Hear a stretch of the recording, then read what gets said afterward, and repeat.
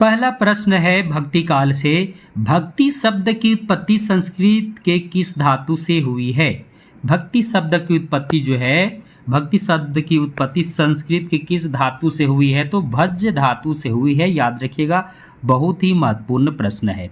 प्रश्न नंबर 2 है, भक्ति शब्द सर्वप्रथम यानी भक्ति शब्द का सर्वप्रथम उल्लेख कहाँ मिलता है? यानी भक्ति शब्द का सर्वप्रथम उल्लेख कहाँ मिलता है? तो श्वेतर उपनिषद में मिलता है। बहुत ही महत्वपूर्ण है, सभी प्रश्न आपके लिए महत्वपूर्ण साबित होंगे।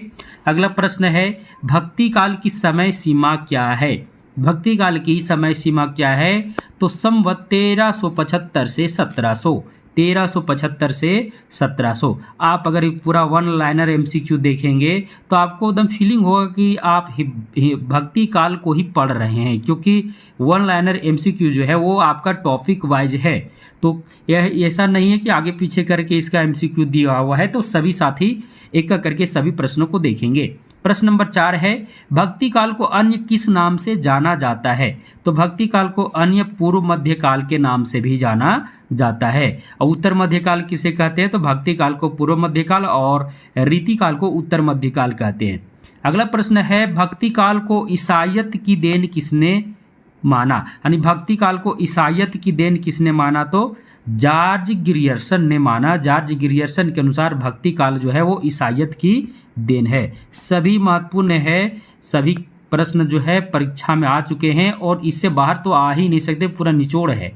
भक्ति काल को अरबों की देन किसने कहा? तो भक्ति काल को अरबों की देन ताराचंद ने कहा।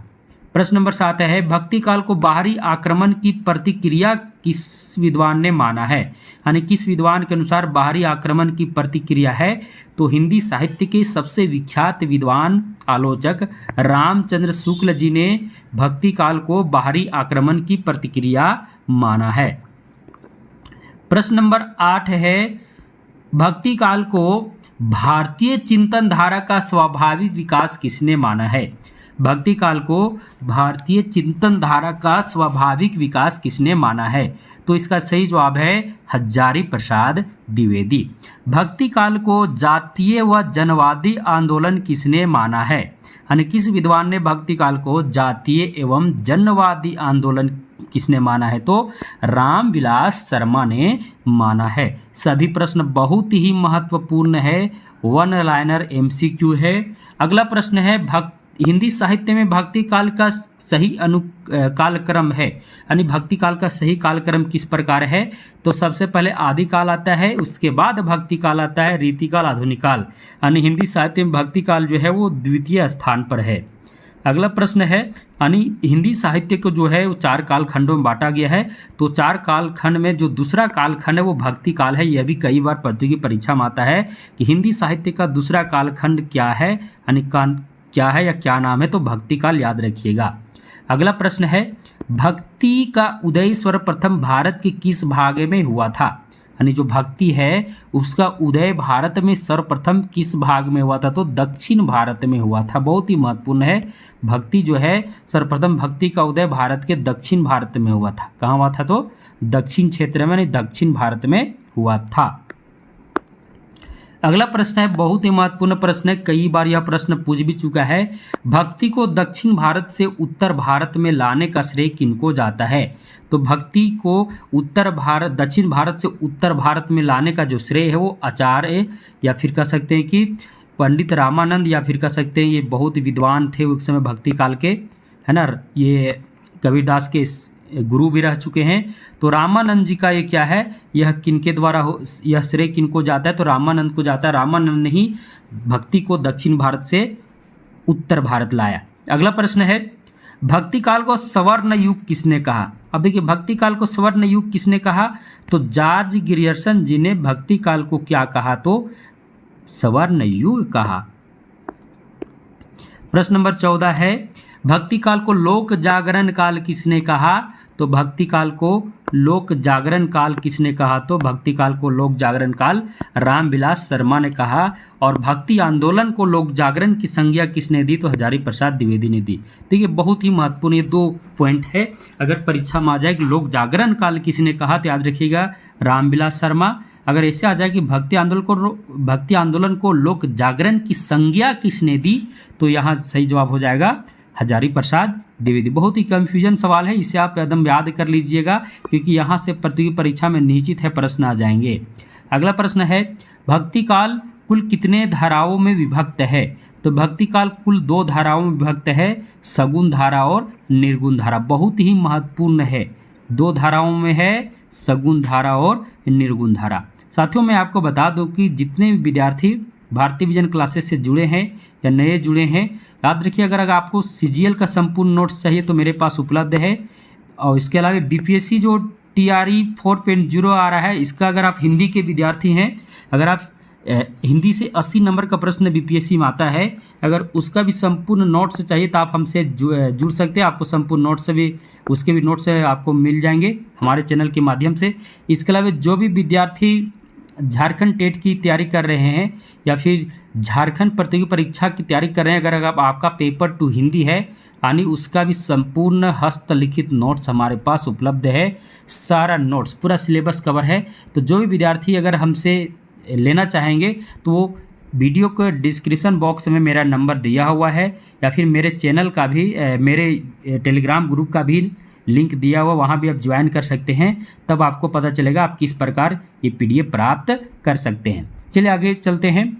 भक्तिकालीन काव्य की कुल कितनी शाखाएं? बहुत ही महत्वपूर्ण प्रश्न है, कंफ्यूजन प्रश्न है, याद रखिएगा। अगर धारा पूछे भक्ति काल में कुल कितने धारा, तो 2 याद रखिएगा। और शाखाएं पूछ दे तो देखिए यही पर तो कंफ्यूजन होता है। कभी कभी उपधारा भी दे सकता है, तो शाखाओं को उपधारा भी कहा जाता है। क्या कहा जाता है? उपधारा। देखिए बताना बहुत ही महत्वपूर्ण है, क्योंकि कंफ्यूजन आपको ना हो। कभी कभी परीक्षा में आ जाता है भक्तिकालीन काव्य में कुल कितनी धाराएं हैं, तो धाराएं की बात होगी तो सगुण धारा और निर्गुण धारा। अगर ऐसे पूछ देगी कितनी उपधाराएं हैं, तो वहाँ आपको कंफ्यूजन नहीं होना है। उपधाराएं मतलब शाखाओं की बात हो रही है, तो 4 शाखाएं हैं। कौन कौन है? तो ज्ञानाश्रयी, प्रेमाश्रयी, कृष्णाश्रयी और रामाश्रयी, ये 4 शाखाएं हैं। अगला प्रश्न है, संपूर्ण भक्तिकालीन काव्य पर कौन सी विशेषता लागू होती है? तो अहंकार का त्याग। अगला प्रश्न है, भक्ति काल में भक्ति आंदोलन का प्रसार करने वाले प्रमुख आचार्य कौन कौन है, यानी कौन कौन आचार्य जिन्होंने भक्ति आंदोलन का प्रचार प्रसार किया? तो शंकराचार्य, रामानुजाचार्य, रामानंद, वल्लभाचार्य, माधवाचार्य और निर्बाक, ये सब क्या है? तो प्रमुख क्या है? तो आचार्य रहे जिन्होंने भक्ति आंदोलन का प्रचार प्रसार किया। प्रश्न नंबर 20 है, बहुत सारे प्रश्नों को आज देखेंगे। हिंदी साहित्य का स्वर्ण काल किस काल को कहा जाता है? तो भक्ति काल को कहा जाता है, जो आप अच्छी तरीके से जान रहे हैं। प्रश्न नंबर 21 है, दक्षिण भारत में वैष्णव भक्ति का प्रचार प्रसार कौन कर रहे थे? तो दक्षिण भारत में वैष्णव भक्ति का प्रचार प्रसार अलवार भक्त कर रहे थे या अलवार संत कर रहे थे। अगला प्रश्न है, अलवार भक्तों की संख्या कितनी थी? तो 12 थी। कितनी थी? 12 थी। अब अलवार भक्तों में महिला संत कौन थी? तो महिला संत का नाम क्या था? तो आंडाल नाम था। क्या नाम था? आंडाल। दक्षिण की मीरा किसे कहा गया है? तो दक्षिण की मीरा भी आंडाल को ही कहा गया है। बहुत ही महत्वपूर्ण सभी प्रश्न है, याद रखिएगा। अगला प्रश्न है, नलिनार दिव्य प्रबंधन। ये जो नलिनार दिव्य प्रबंधन किनकी रचनाओं का संकलन है? तो याद रखिएगा ये अलवार संतों का ही रचनाओं का क्या है? तो संकलन है। अलवारों में राम का अवतार किसे माना गया है? बहुत ही महत्वपूर्ण है। तो अलवारों में राम का अवतार किसे माना गया? तो नम्मा लवार को क्या माना गया है? राम का अवतार माना गया है। प्रश्न नंबर 27 है, सहस्त्र गीति किनकी रचना है? तो नम्मा लवार की ही रचना है सहस्त्र गीति। प्रश्न नंबर 28, दक्षिण में शैव भक्ति का प्रचार प्रसार कौन कर रहे थे? तो दक्षिण में शैव भक्ति का प्रचार प्रसार नयनार कर रहे थे। कौन कर रहे थे? नयनार कर रहे थे। अगला प्रश्न है, नयनार की संख्या कितनी थी? तो 63 थी। कितनी? 63। अलवार भक्तों की संख्या 12 और नयनारों की संख्या कितनी थी? 63। ये कौन सी भक्ति का प्रचार प्रसार करे थे? शिव भक्ति का। प्रश्न नंबर आगे चलते हैं, अद्वैतवाद के प्रवर्तक कौन हैं? तो शंकराचार्य हैं। अद्वैतवाद के प्रवर्तक कौन है? तो शंकराचार्य हैं। द्वैतवाद के प्रवर्तक कौन है? तो माधवाचार्य हैं। द्वैतवाद के प्रवर्तक कौन है? तो माधवाचार्य हैं। द्वैतवाद के प्रवर्तक कौन है? तो निम्बार्काचार्य यानी निम्बार्क हैं। अब द्वैताद्वैतवाद के अन्य नाम भी है। द्वैताद्वैतवाद को भेदावाद भी कहा जाता है, हंसा संप्रदाय भी कहा जाता है, सनकादि संप्रदाय भी कहा जाता है। और इसके प्रवर्तक कौन है? तो इसके प्रवर्तक जो है वे कौन है? तो निम्बार्क हैं। विशिष्टाद्वैतवाद के प्रवर्तक कौन है? तो रामानुजाचार्य हैं। यानी रामानुज जो है वो विशिष्टाद्वैतवाद के प्रवर्तक है। और विशिष्टाद्वैतवाद का अन्य नाम है श्री संप्रदाय। क्या नाम है? श्री संप्रदाय। प्रश्न नंबर 27 है, सहस्र गीति किनकी रचना है? तो नम्मालवार की है। ये प्रश्न लगता है रिपीट हो गया है, आगे चलते हैं। हाँ, यहाँ चलेगा ना। शुद्धाद्वैतवाद के प्रवर्तक कौन हैं? शुद्धाद्वैतवाद के प्रवर्तक कौन है? तो वल्लभाचार्य हैं। और शुद्धाद्वैतवाद का अन्य नाम है वल्लभ संप्रदाय भी कहा जाता है। आगे चलते हैं। रुद्र संप्रदाय के प्रवर्तक कौन है? तो रुद्र संप्रदाय के प्रवर्तक विष्णु स्वामी हैं। कौन है? विष्णु स्वामी है। तत्सुखी संप्रदाय के प्रवर्तक कौन है? तो जीवाराम हैं। स्वसुखी संप्रदाय के प्रवर्तक कौन है? तो रामचरण दास हैं। तत्सुखी जीवा, स्वसुखी राम, इसे भी आप याद कर सकते हैं। गौड़ीय संप्रदाय के प्रवर्तक कौन है? तो गौड़ीय संप्रदाय के प्रवर्तक कौन है? तो चैतन्य महाप्रभु है। चैतन्य महाप्रभु है। अगला प्रश्न है, रामावत संप्रदाय के प्रवर्तक कौन है? तो रामानंद जी जो है वो रामावत संप्रदाय के प्रवर्तक हैं। रसिक संप्रदाय के प्रवर्तक कौन है? तो अग्रदास हैं। सिख संप्रदाय के प्रवर्तक कौन है? तो गुरु नानक देव जी हैं, जो सिख संप्रदाय के क्या है? प्रवर्तक हैं। बाबा लाली संप्रदाय के प्रवर्तक कौन है? तो बाबा लाली ही हैं। किस वाद के अनुसार जीव और ब्रह्म में कोई तात्विक भेद नहीं है? तो अद्वैतवाद। किस वाद के अनुसार जीव और ब्रह्म, जीव जो है ब्रह्म से ही उत्पन्न है? तो द्वैतवाद में। द्वैतवाद कहता है जीव जो है अर्थात संसार जो है ब्रह्म से ही उत्पन्न है। किस वाद के अनुसार जीव जो है ब्रह्म से भिन्न और अभिन्न दोनों है? तो द्वैताद्वैतवाद। किस वाद के अनुसार ब्रह्म से ही सब कुछ है, माया ईश्वर के अधीन है? तो ये शुद्धाद्वैतवाद ये कहता है कि ब्रह्म से ही सब कुछ है, माया ईश्वर के अधीन है। प्रश्न नंबर 47, किस वाद के अनुसार जीव ब्रह्म का अंश है? जीव जो है संसार अर्थात यह संसार ब्रह्म का ही अंश है, अर्थात ईश्वर का ही अंश है। तो विशिष्टाद्वैतवाद। किस संप्रदाय को पंचभेद सिद्धांत भी कहा जाता है? तो द्वैतवाद को पंचभेद सिद्धांत भी कहा जाता है। प्रश्न नंबर 49 है, किस संप्रदाय में कृष्ण को अपना आराध्य मानकर राधा को भक्ति में स्थान दिया गया? तो सही जवाब है रुद्र संप्रदाय में। यानी रुद्र संप्रदाय में जो है वो कृष्ण को अपना आराध्य मानकर राधा को भक्ति में स्थान दिया गया। अगला प्रश्न है, किस संप्रदाय में पति पत्नी दाम्पत्य भाव से राम की उपासना की गई है? यानी किस संप्रदाय में पति पत्नी दाम्पत्य भाव से राम की उपासना की गई? तो स्वसुखी संप्रदाय में। प्रश्न नंबर 51 है, वारकरी संप्रदाय के प्रवर्तक कौन है? तो पुंडलिक हैं। कौन है? तो पुंडलिक जो है वो वारकरी संप्रदाय के क्या है? तो प्रवर्तक हैं। अगला प्रश्न है, किस वाद के अनुसार 3 नित्य पदार्थ बतलाए गए हैं? तो विशिष्टाद्वैतवाद में जो है वो 3 नित्य पदार्थ बतलाए गए हैं। कौन कौन है? तो अचित्त, यानी अचित्त अर्थात प्रकृति के बारे में, चित्त अर्थात जीव और ब्रह्म अर्थात ईश्वर। यानी विशिष्टाद्वैतवाद में प्रकृति, जीव और ईश्वर ये 3 नित्य पदार्थ बताए गए हैं। प्रश्न नंबर 53 है, भक्ति काल के निर्गुण धारा कितने शाखाओं में विभक्त है? तो भक्ति काल का जो निर्गुण धारा है वो 2 शाखाओं में विभक्त है, ज्ञानाश्रयी शाखा और प्रेमाश्रयी शाखा। ज्ञानाश्रयी शाखा और प्रेमाश्रयी शाखा। ज्ञानाश्रयी शाखा का नामकरण का श्रेय किनको जाता है? तो किस विद्वान ने ज्ञानाश्रयी शाखा का नामकरण किया है? तो सबसे विख्यात विद्वान रामचंद्र शुक्ल जी ने। प्रश्न नंबर 55 है, ज्ञानाश्रयी शाखा को संत काव्य कहने वाले विद्वान कौन कौन हैं? यानी ज्ञानाश्रयी शाखा को संत काव्य कहने वाले विद्वान कौन कौन हैं? तो राम कुमार वर्मा, गणपति चंद्रगुप्त और परशुराम चतुर्वेदी, ये सभी ज्ञानाश्रयी शाखा को संत काव्य मानते हैं। इसलिए ज्ञानाश्रयी शाखा को एक और नाम दिया गया संत काव्य। प्रश्न नंबर 56, ज्ञानाश्रयी शाखा के प्रतिनिधि कवि कौन है? ज्ञानाश्रयी शाखा के जो है प्रतिनिधि कवि कौन है? तो कबीरदास जो है वो ज्ञानाश्रयी शाखा के क्या है? तो प्रतिनिधि कवि हैं। प्रश्न नंबर 57, गणपति चंद्र गुप्त और राम कुमार वर्मा के अनुसार प्रथम संत कवि कौन है? तो गणपति चंद्र गुप्त और राम कुमार वर्मा के अनुसार प्रथम संत कवि कौन है? तो नामदेव हैं। कौन है? यानी गणपति चंद्र गुप्त, राम कुमार वर्मा प्रथम संत कवि नामदेव को मानते हैं। अब महाराष्ट्र भक्तों में पहला नाम किनका है, अर्थात महाराष्ट्र भक्तों में पहला स्थान किनका आता है?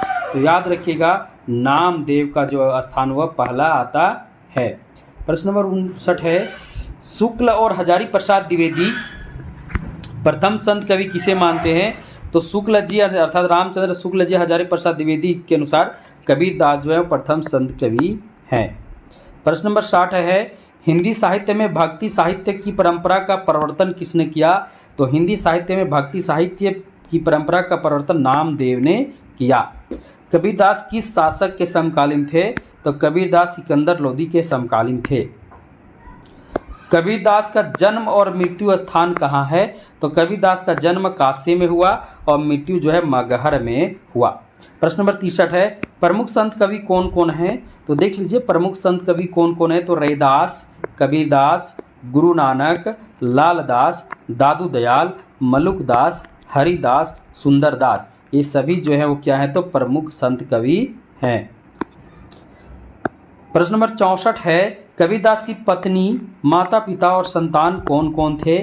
तो माता नीमा थी, पिता नीरू थे, पत्नी का नाम लोई था, कहीं कहीं धनिया की भी चर्चा होती है, और संतान थे कमाल और कमाली। कमाल पुत्र था और कमाली पुत्री, ये सभी कबीरदास के क्या थे? परिवार थे। 65 नंबर प्रश्न, कबीरदास की रचना का क्या नाम है? तो कबीरदास की रचना का नाम बीजक है। क्या है? बीजक है। बीजक का संपादन किसने किया? तो बीजक का संपादन धर्मदास ने किया। बहुत ही महत्वपूर्ण है। बीजक के कुल कितने भाग हैं? तो बीजक के कुल 3 भाग हैं, साखी, सबद, रमेनी। साखी जो है वो चौपाई दोहा में है रचित है, सबद एक गेय पद है जिसे आप गा सकते हैं, रमेनी चौपाई दोहा में रचित है।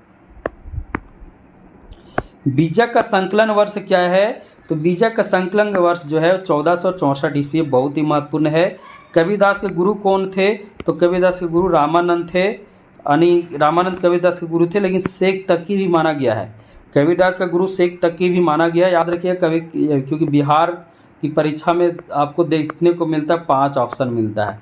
हो सकता है ऑप्शन में दे दे रामानंद, शेख तकी, एक ऑप्शन ये भी दे दे, दोनों वो तो देना ही है, एक में से एक से अधिक भी आ जाएगा। तो इस समय आपको एक से अधिक क्या करना है? चूज करना है। इसलिए बता दिए कबीरदास के एक और गुरु थे शेख तकी, और इस शेख तकी कबीरदास के जो गुरु माना गया था मुसलमानों के अनुसार, अर्थात मुसलमान लोग कबीरदास के गुरु किसे माने थे? तो शेख तकी को माने थे, लेकिन प्रसिद्ध रूप में क्या है? तो रामानंद ही कबीरदास के क्या थे? तो गुरु थे। कबीरदास की काव्य भाषा क्या है? तो सदुक्कड़ी है। याद रखिए कबीरदास की काव्य भाषा क्या है? तो सदुक्कड़ी है। कबीर की भाषा को सदुक्कड़ी किसने कहा? तो कबीर की भाषा को सदुक्कड़ी जो है रामचंद्र शुक्ल जी ने कहा। प्रश्न नंबर 72, कबीर ग्रंथावली का संपादन किसने किया? तो कबीर ग्रंथावली का संपादन डॉक्टर श्याम सुंदर दास ने किया। कबीर की भाषा को पंचमेल की खिचड़ी किसने कहा? बहुत ही महत्वपूर्ण है। तो कबीर की भाषा को पंचमेल की खिचड़ी कहने वाले विद्वान है डॉक्टर श्याम सुंदर दास। प्रश्न नंबर 74, कबीर को भाषा का डिटेक्टर किसने कहा? यानी भाषा का डिटेक्टर, कहीं आपको वाणी का डिटेक्टर भी मिल सकता है। तो कबीर को भाषा का डिटेक्टर या वाणी का भी डिटेक्टर कहने वाले विद्वान हैं हजारी प्रसाद द्विवेदी। प्रश्न नंबर 75, कबीर रचनावली किनका संपादित ग्रंथ है?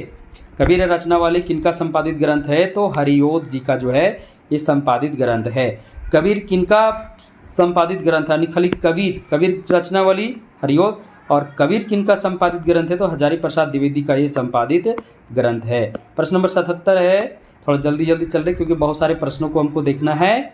प्रश्न नंबर 77, 1455 साल गए चंदवार एक ठाठ ठये, जेठी सूदी बरसायत को पूर्णमासी प्रकट भये। प्रस्तुत पंक्ति किस कवि के जन्म काल से संबंधित है? बहुत ही महत्वपूर्ण प्रश्न है और एक कबीर दास के जीवन से संबंधित है। 1455 अर्थात संवत की बात हुई है। इसकी बात हुई संवत की, इसी में जब आप इसमें इसके जब ईस्वी सन में निकालेगा 1398 आपका आएगा, जो कबीरदास का जन्म काल है। आकाश धर्मा गुरु किसे कहा जाता है? तो आकाश धर्मा गुरु रामानंद जी को कहा जाता है। आप हमें कमेंट बॉक्स में बताइएगा कि रामानंद को आकाश धर्मा गुरु किसने कहा, ये आप हमें कमेंट बॉक्स में जरूर बताइएगा। प्रश्न नंबर 79 है, हिंदी भक्ति काव्य का प्रथम क्रांतिकारी पुरस्कर्ता कबीर हैं। ये कथन किनका है, किसने कहा है कि हिंदी भक्ति काव्य का प्रथम क्रांतिकारी पुरस्कर्ता जो है कबीर हैं? ये कहने वाले डॉक्टर बच्चन सिंह है। अगला प्रश्न है, इसमें कोई संदेह नहीं है कि कबीर ने ठीक मौके पर जनता के उस बड़े भाग को संभाला। यह कथन किनका है? तो रामचंद्र शुक्ल जी का कथन है। प्रश्न नंबर 81 है, निर्गुण मार्ग के निर्दिष्ट प्रवर्तक कबीर दास ही थे। यह भी कथन किनका है? तो रामचंद्र शुक्ल जी का है। अगला प्रश्न है, भक्ति द्रविड़ उपजी लाए रामानंद, प्रगट किया कबीर ने 7 दीप नौखंड। यह कथन किनका है? तो डॉक्टर सत्येंद्र जी का यह कथन है। और यह कथन किनके विषय में? तो कबीर दास के विषय में है। प्रश्न नंबर 83, बिजली की चमक के समान अचानक समस्त पुराने धार्मिक मतों के अंधकार के ऊपर एक नई बात दिखाई दी। यह कथन किनका है? तो जॉर्ज गिरियर्सन का यह कथन है। ये भक्ति काल से संबंधित है। अगला कथन है, अपने पौरुष से हताश जाति के लिए भगवान की शक्ति और करुणा की ओर ध्यान ले जाने के अतिरिक्त दूसरा मार्ग ही क्या था? यह कथन किनका है? तो यह कथन रामचंद्र शुक्ल जी का है। बहुत ही प्रसिद्ध कथन है और कई बार यह प्रश्न परीक्षा में आ चुका है, तो याद रखिएगा, बहुत ही महत्वपूर्ण है। अगला प्रश्न है, लेकिन जोर देकर कहना चाहता हूँ, क्या कहना चाहता हूँ? अगर इस्लाम नहीं आया होता तो भी इस साहित्य का 12 आना वैसा ही होता जैसा आज है। यह कथन किनका है? तो हजारी प्रसाद द्विवेदी जी का यह भी प्रसिद्ध कथन है। प्रश्न नंबर 86, कबीर की भाषा का निर्णय करना टेढ़ी खीर है क्योंकि कबीर की भाषा खिचड़ी है। तो कबीर की भाषा को खिचड़ी किसने कहा? तो श्याम सुंदर दास ने कहा। और श्याम सुंदर दास ने कबीर की भाषा को पंचमेल की खिचड़ी कहा है। प्रश्न नंबर 87 है, कबीरदास किस जाति के थे? तो कबीरदास जुलाहा जाति के थे। याद रखिए, किस जाति के थे? जुलाहा जाति के थे। अब अन्य संत कवियों की जाति देख लेते हैं। नामदेव दर्जी थे, रेदास चमार थे, दादू बुनकर थे, सेना नाई था और सदना कसाई था। इस सभी का क्या है? तो जाति दिया हुआ है और कबीरदास जुलाहा थे।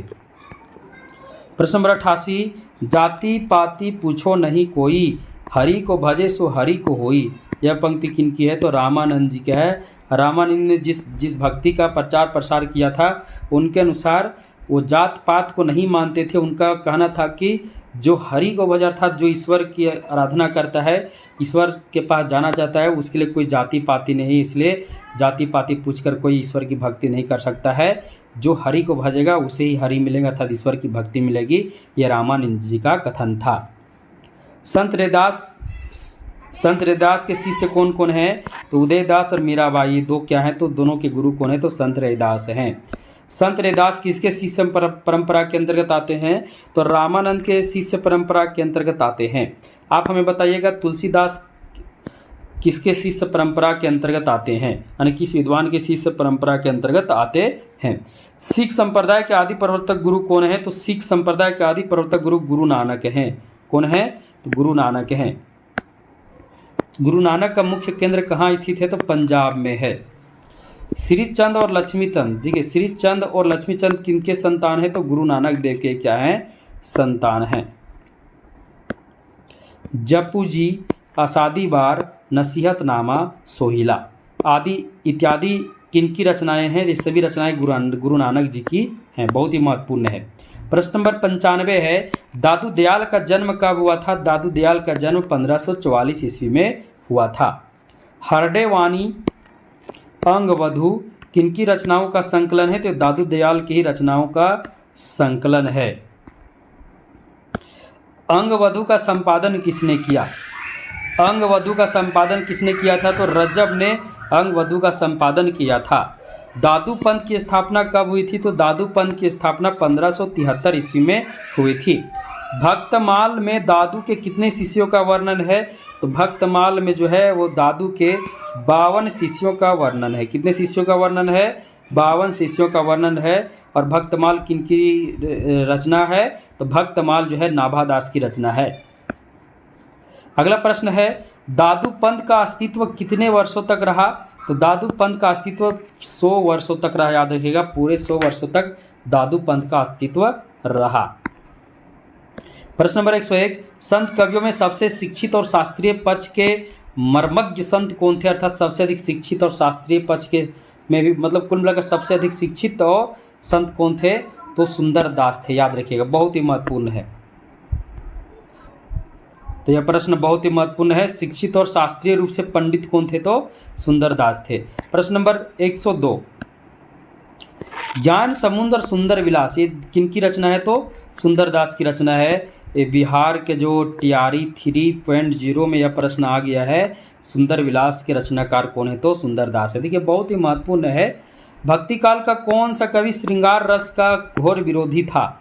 तो भक्ति काल का कौन सा कवि श्रृंगार रस का घोर विरोधी था? कंफ्यूजन नहीं होना, याद रखिएगा, कबीरदास भी आपका ऑप्शन में दिया रहेगा, कबीरदास भी ऑप्शन में दिया रहेगा। तब ये दिमाग मत लगा लेना कबीरदास ज्ञान को महत्व देते थे तो श्रृंगार रस के घोर विरोधी थे, ऐसा नहीं है। श्रृंगार रस के घोर विरोधी जो कवि थे वो कौन थे? सुंदर दास, याद रखिएगा, बहुत ही महत्वपूर्ण है। दादू दयाल का प्रधान शिष्य कौन था? तो रज्जब जो है वो दादू दयाल का जो है प्रधान शिष्य था। प्रश्न नंबर 105, कबीरदास के उत्तराधिकारी कौन कौन रहे? तो कबीरदास के उत्तराधिकारी उनका पुत्र जो कमाल वो और उस कबीरदास का शिष्य धर्मदास, दोनों कबीरदास के जाने के बाद उनका जो गद्दी है उन्होंने ही संभाला। सिखों के 5वें गुरु कौन थे? तो सिखों के 5वें गुरु अर्जुन देव थे, याद रखिएगा, सिखों के 5वें गुरु कौन थे? तो अर्जुन देव थे। हिंदी की ललेश्वरी किस संत कवित्री को कहा गया है? तो सहजो बाई को हिंदी की ललेश्वरी कहा गया है। कबीर परचई के रचनाकार कौन है? तो आनंद दास जो है वो कबीर परचई के क्या है? तो रचनाकार हैं। प्रश्न नंबर 109, काया बेली किनकी रचना है? काया बेली जो है दादू दयाल की रचना है। सिखों के अंतिम गुरु कौन है? तो गुरु गोविंद सिंह है। कौन है? गुरु नानक प्रथम और गुरु गोविंद सिंह अंतिम गुरु हैं। छत्रसाल के गुरु कौन थे? तो अक्षर अनन्य जो है वो छत्रसाल के क्या थे? तो गुरु थे। 12 खड़ी के रचयिता कौन है? 12 खड़ी के रचयिता मलुक दास है, बहुत ही महत्वपूर्ण है। 12 खड़ी के रचयिता कौन है? तो मलुक दास है। सबंगी किनका काव्य ग्रंथ है? सबंगी किनका काव्य ग्रंथ है? तो रज्जब जी का क्या है? तो काव्य ग्रंथ है। विज्ञान योग के रचयिता कौन है? तो विज्ञान योग के रचयिता अक्षर अनन्य है। कौन है? तो अक्षर अनन्य है। प्रश्न नंबर 115, संत काव्य के विभिन्न प्रवर्तित संप्रदायों का केंद्र देख लिया जाए तो कबीर पंथ कहाँ है? काशी में है। सिख पंथ कहाँ है? तो पंजाब में है। दादू पंथ कहाँ है? तो राजस्थान में है। विश्नोई संप्रदाय कहाँ है? तो राजस्थान में है। निरंजनी संप्रदाय कहाँ? राजस्थान में है। लाल पंथ कहाँ है? तो राजस्थान में है। और सत्यनामी संप्रदाय कहाँ है? तो दिल्ली में है। तो जितने भी उस काल में जितने भी प्रवर्तित संप्रदायों का जो केंद्र है उनका केंद्र दिया हुआ है सबका। कबीर का पंथ का केंद्र काशी, सिख का पंजाब, तो यहाँ सभी का केंद्र यहाँ दिया हुआ है। अगला प्रश्न है प्रश्न नंबर 116, जन्म काल के अनुसार संत कवियों की सही अनुक्रम। अब जन्म काल के अनुसार जितने भी संत कवि हैं उनका सही अनुक्रम देख लेते हैं। तो सबसे पहले रैदास आ जाएंगे 1388, कबीरदास 1398, गुरु नानक देव 1469, लालदास 1540, दादू 1544 और सुंदरदास 1596। याद रखिए बहुत ही महत्वपूर्ण है, यूजीसी नेट के लिए तो बहुत महत्वपूर्ण है, क्योंकि उसमें जो मिलान करने वाला होता है ये बहुत ज़्यादा आता है, अर्थात ये कालक्रम मिलाने वाला। अब आगे जन्म काल के अनुसार और भी जो संत हैं उनका भी देख लेते हैं। तो जम्बनाथ, हरिदास, सिंगा, मलुकदास, बाबा लाल, इनका भी जन्म काल उसी हिसाब से दिया हुआ है। भक्ति को रस में प्रतिष्ठित करने वाले आचार्य कौन है? तो भक्ति को रस में प्रतिष्ठित करने वाला आचार्य वल्लभाचार्य हैं। कौन है? तो वल्लभाचार्य हैं। उत्तर भारत में भक्ति का प्रचार प्रसार करने का श्रेय किन्हें प्राप्त है? तो रामानंद जी को प्राप्त है, क्योंकि रामानंद जी हैं वो दक्षिण भारत से उत्तर भारत भक्ति को दक्षिण भारत से उत्तर भारत जो लाने का जो श्रेय है वो रामानंद जी को ही जाता है। प्रश्न नंबर 120, सहजोबाई किस शाखा की साहित्यकार है? तो ज्ञानश्रेयी शाखा की क्या है? तो साहित्यकार हैं। प्रश्न नंबर 121 है, कबीर कानी राखी नहीं वर्णाश्रम षष्ठ दर्शानी। कबीर कानी राखी नहीं वर्णाश्रम 60 दर्शनी पंक्ति की है। ये नाभा दास की पंक्ति है और ये परीक्षा में आ चुका है, इसलिए इसे बताना बहुत ही महत्वपूर्ण था। अगला प्रश्न है, कबीर के निर्गुण पंथ का आधार भारतीय वेदांत और सूफियों के प्रेम तत्व है। कबीर का निर्गुण पंथ का आधार जो है भारतीय वेदांत और सूफियों का प्रेम तत्व है। यह विचार किस आलोचक का है? तो हजारी प्रसाद द्विवेदी का है। हरिदासी संप्रदाय के राधा कृष्ण है, यानी हरिदासी संप्रदाय में राधा कृष्ण को किस प्रकार उसमें उपासना किया गया है? तो लोक निरपेक्ष। प्रश्न नंबर 124, साधो देखो जग बोराना, सच कहो तो मारन धावे झूठे जग पतियाना। यह पंक्ति किनकी है? तो कबीर दास जी की है। साधो देखो जग बुराना, कहीं संतो मिल जाएगा, संतो देखो जग बुराना, सच कहो तो मारन धावे झूठे जग पतियाना। अर्थात वो कहना चाहते हैं, अपने जो भी उनके संत थे साथ में रहने वाले, उनको कहते हैं कि देखो संतो, यह जग क्या हो गया है, बौरा गया है, पागल हो गया है। यहाँ सच कहो तो लोग मारने के लिए दौड़ते हैं और झूठ कहो तो उसे पतिया लेते हैं, अर्थात उसे उस पर विश्वास कर लेते हैं। ये कबीर दास की पंक्ति है। संत काव्य की प्रमुख विशेषताएं क्या क्या हैं? तो गुरु की महिमा, निर्गुण ईश्वर की उपासना, निर्गुण मतलब जिसका कोई अवतार ना हो, माया और शास्त्र का विरोध, बाह्य आडंबरों का विरोध, वर्ण व्यवस्था जाति प्रथा का भी विरोध, आत्मज्ञान की महत्वता, रहस्यवादी भावनाएं। इसके अलावा और भी है, वो ईश्वर को एक ईश्वरवाद सिद्धांत को भी माने हैं। ये भी संत काव्य की क्या है? तो विशेषता है, अर्थात उनके अनुसार ईश्वर क्या है? तो एक है। प्रश्न नंबर 126 है, संत नामदेव की पदावली का संपादन किसने किया? संत नामदेव की पदावली का संपादन भगीरथ मिश्र ने किया। अगला प्रश्न है, बसंत कहरा, चांचर, प्रीतम वीति इत्यादि किनकी रचना है? बसंत कहरा, चांचर, प्रीतम तीति, ये सभी रचनाएं किनकी? तो कबीर दास की ही रचनाएं हैं। हो सकता है इसके बारे में आप पढ़े नहीं होंगे या फिर पढ़े होंगे। तो कबीर दास की अगर रचना पूछे तो जो विशेष रचना वो कौन सी है? तो रचना है बीजक। आगे चलते हैं, 128 नंबर प्रश्न, रज्जब बानी का संपादन किसने किया? तो ब्रजलाल वर्मा ने किया। रज्जब बानी ब्रजलाल वर्मा। भारत में सूफी धर्म का प्रचार प्रसार कब हुई थी? तो 12वीं शताब्दी में। कब? तो 12वीं शताब्दी में। संत कवियों ने नारी को किस रूप में माना? तो संत कवियों ने नारी को जो है वो कामनी रूप में माना। सूफी धर्म किस धर्म से उदित है? तो इस्लाम धर्म से उदित है। ये जो सूफी धर्म है अर्थात सूफी काव्य धारा इस्लाम धर्म से ही उदित है। प्रश्न नंबर 132, भक्ति काल की निर्गुण धारा की दूसरी उपधारा प्रेमाश्रयी काव्य धारा है, जिससे कहा जाता है, ये बहुत ही महत्वपूर्ण है। भक्ति काल की निर्गुण जो धारा है उसमें एक प्रेमाश्रयी उपधारा है, जिसे एक और नाम है सूफी काव्य। क्या नाम है? सूफी काव्य। यानी भक्ति काल दो धाराओं में था, वो आपको पता था। पहला है सगुण और दूसरा है निर्गुण। सगुण और निर्गुण में क्या था? सगुण काव्य धारा के अंदर दो उपधाराएं थी, जिसे हम शाखा आपको बताए थे। वो थे सगुण में रामाश्रयी शाखा और कृष्णाश्रयी शाखा। निर्गुण में आपका हो जाएगा प्रेमाश्रयी और ज्ञानाश्रयी। प्रेमाश्रयी को ही सूफी काव्य कहा जाता है और ज्ञानाश्रयी को संत काव्य कहा जाता है। कुल मिलाकर भक्ति काल में शाखाओं की संख्या पूछ दे या उपधाराओं की कुल उपधाराएं या शाखाएं कितनी हो जाएंगी? 4। और अगर खाली धारा पूछे तो आपका कितना हो जाएगा? 2। प्रश्न नंबर 133, अधिकांश सूफी कवि किस धर्म से संबंधित थे? तो अधिकांश सूफी कवि इस्लाम धर्म से संबंधित थे, याद रखिएगा। सूफी काव्य का मूल भाव क्या है? प्रेम। सूफी काव्य का मूल भाव क्या है? प्रेम है। किस काव्य के रचनाकारों ने अपने रचनाओं का आधार हिंदू घरों में प्रचलित प्रेम, यहाँ थोड़ा सा मिस्टेक हो गया है, इसमें यहाँ कहानियाँ होगा।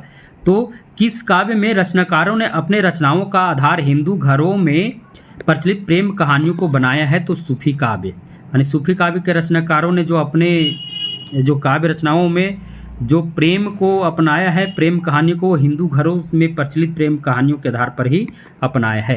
प्रश्न नंबर 136 है, सूफी काव्यों की काव्य भाषा प्रायः कौन सी है? तो अवधी याद रखिएगा, बहुत ही महत्वपूर्ण है।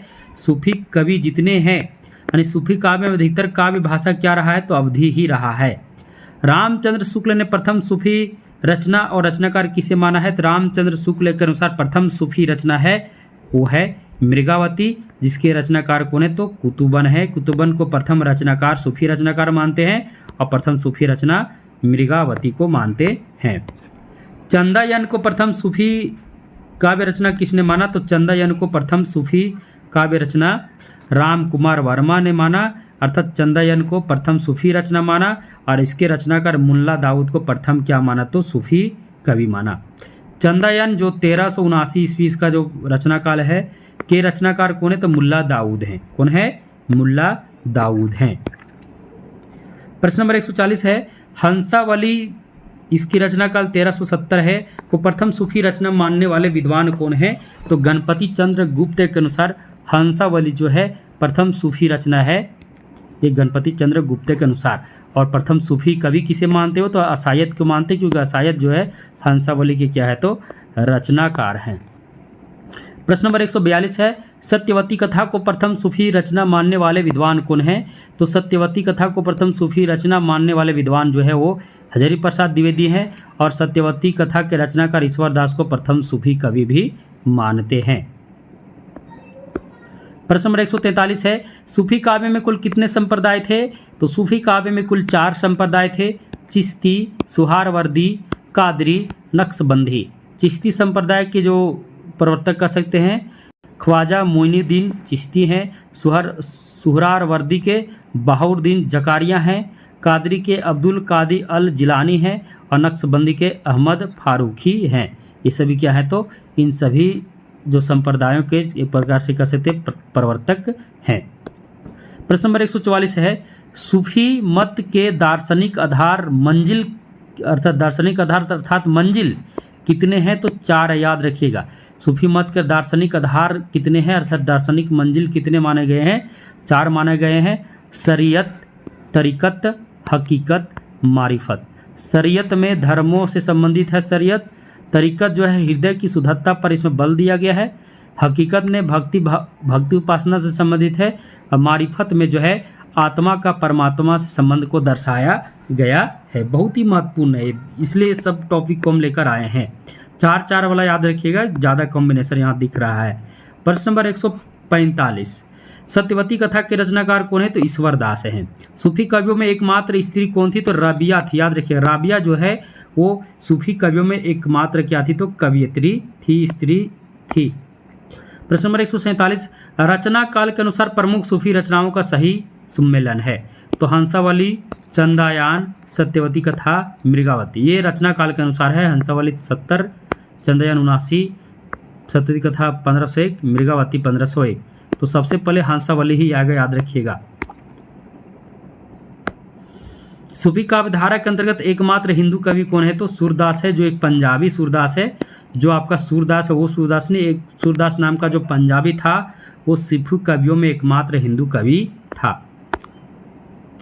सूफी काव्य में ईश्वर को किस रूप में आराधना की गई है? तो सूफी काव्य में ईश्वर को प्रेमिका के रूप में आराधना की गई है। याद रखिएगा, बहुत ही महत्वपूर्ण है। प्रेम से संबंधित है तो प्रेमिका तो आएगा ही। भक्ति काल की कौन सी शाखा की काव्य रचनाएं नायिका प्रधान है? तो सूफी शाखा की जो रचनाएं हैं वो नायिका प्रधान है, बहुत ही महत्वपूर्ण है।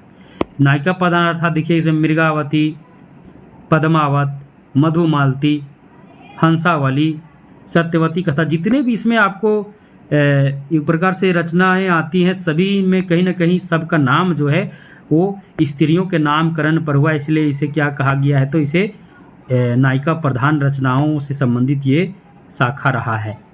सूफी काव्यों का रचना काल के अनुसार सही अनुक्रम है। तो सबसे पहले हंसावली आएगा, फिर चंदायन, सत्यवती कथा, मृगावती, पद्मावत, मधुमालती। इस प्रकार ये क्या आएगा? तो ये क्रम को याद रख लीजिएगा। हंसावली के बाद चंदायन है। माधवानंद कामकंदला के रचनाकार कौन कौन है? तो माधवानंद कामकंदला के रचनाकार जो हैं वो कौन कौन है? तो यहाँ स्पष्ट दिया हुआ है, माधवानल, कामकंदला के जो रचनाकार हैं वो कौन कौन है? तो गणपति हैं और बोधा हैं।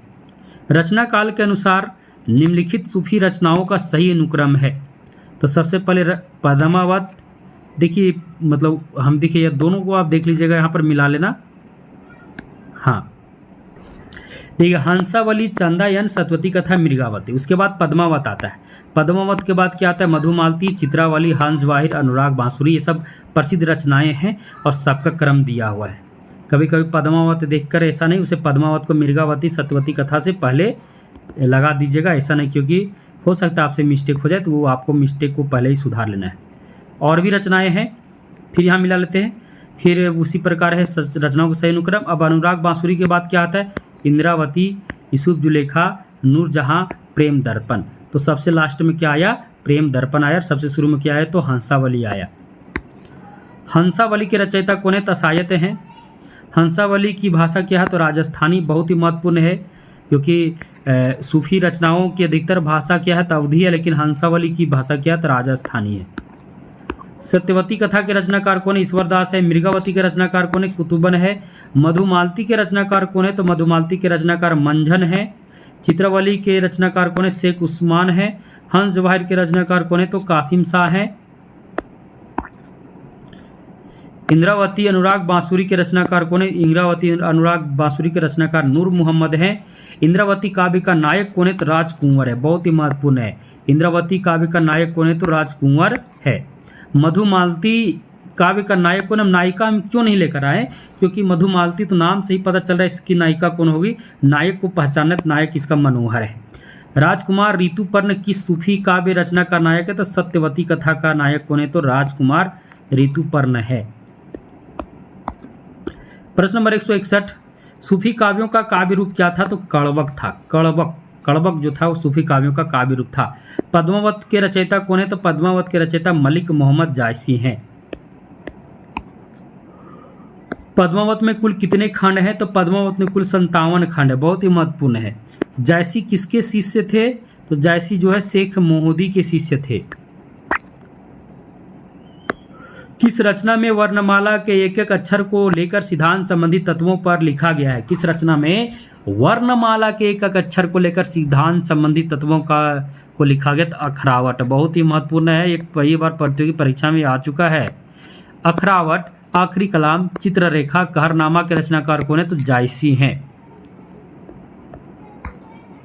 प्रश्न नंबर 167 है, कबीर ने केवल भिन्न प्रतीत होती हुई परोक्ष सत्ता की एकता का आभास दिया था, प्रत्यक्ष जीवन की एकता का दृश्य सामने रखने की आवश्यकता बनी थी, यह जायसी द्वारा पूरी हुई। यानी ये कथन रामचंद्र शुक्ल जी का है। रामचंद्र शुक्ल जी कहते हैं कि कबीर ने केवल भिन्न प्रतीत होती हुई परोक्ष सत्ता की एकता का आभास दिया था, प्रत्यक्ष जीवन की एकता का दृश्य सामने रखने की आवश्यकता बनी थी, यह जायसी द्वारा पूरी हुई। यह कथन किनका है? तो रामचंद्र शुक्ल जी का कथन है, वो जायसी के विषय में कहते हैं।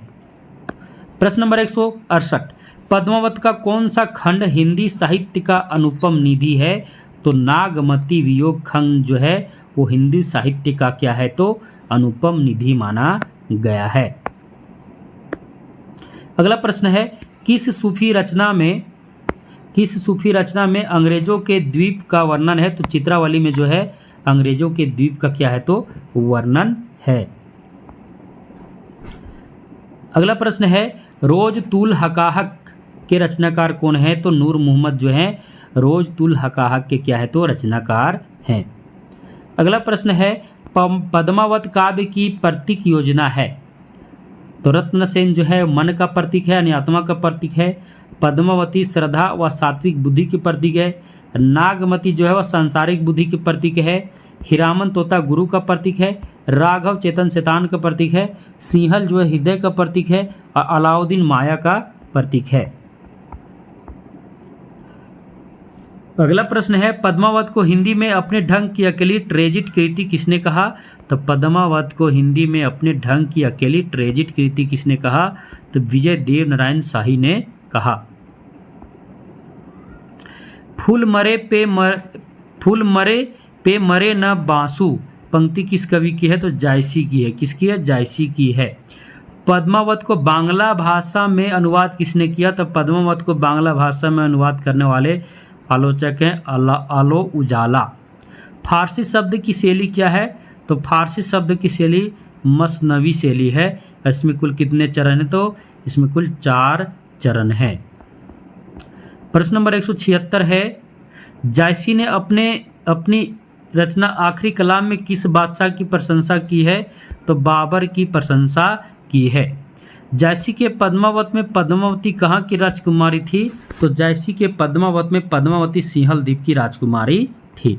प्रश्न नंबर 178 है, नागमती वियोग खंड में 12 मासा का प्रारंभ किस मास से किया गया है?